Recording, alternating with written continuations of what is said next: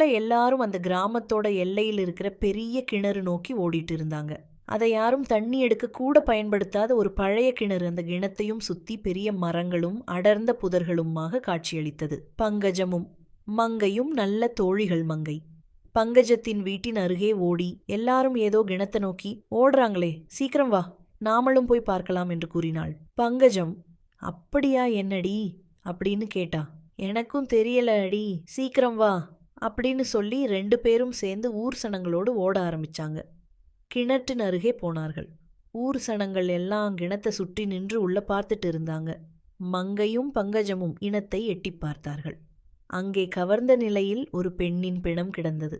கைகள் 2ம் நீட்டி கிடந்தது, கால்களும் விரைத்து கிடந்தது. அப்போ மக்கள் எல்லோரும் ஆளாளுக்கு ஒன்று மொய் மொய் என்று பேசிக் கொண்டிருந்தார்கள். பங்கஜமும் அந்த பிணத்தின் மேல் எச்சை துப்பி, சீனாயே, உனக்கு சாகிறதுக்கு எங்க ஊர் கிணறு தான் கிடைச்சதா அப்படின்னு சொல்லி திட்டி, நான் பிறகு அந்த ஊர் காவல் நிலையத்திற்கு தகவல் அனுப்பி அவர்கள் வந்து அந்த பிணத்தை எடுத்து கொண்டு போய் விட்டார்கள்.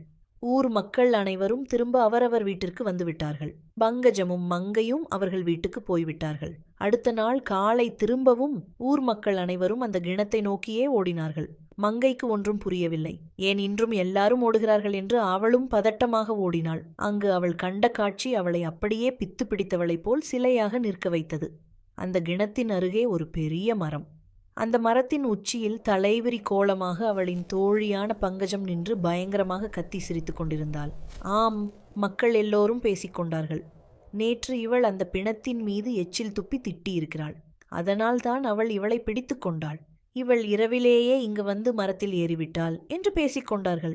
ஆம் மக்களே, எப்பொழுதுமே நீங்கள் இறந்தவர் வீட்டிற்கு சென்றால் அவர்களை பற்றி தவறாக எதுவுமே பேசாதீர்கள், திட்டாதீர்கள். அப்படி நீங்கள் ஏதாவது திட்டினால் அவர்கள் உங்களையும் பிடித்துக் கொள்வார்கள்.